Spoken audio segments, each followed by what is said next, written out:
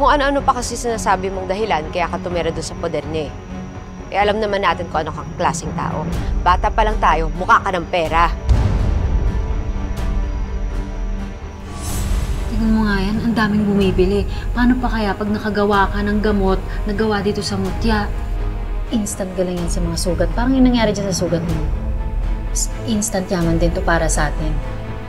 Tsaka, madami pang benefits tong halaman na to. Tingnan mo si Doc Franco.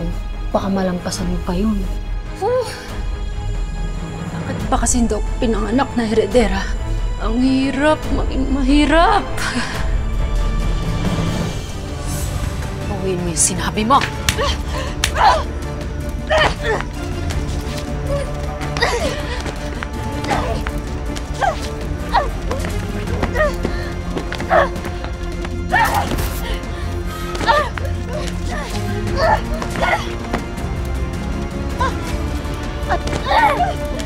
Diyos ko po! Ram! Amira, ano ginagawa? Ikaw na nga itong tinutulungan! Amira! Bakit kayo nagkakaganyan? Tigilan niyo yan! Tumigil kayo! Ako mga pugo, huwag kayong nag-aaway! Tumigil kayo! Tumigil kayo! Ano ginagawa ninyo? Diyos ko po! Wala, Lola.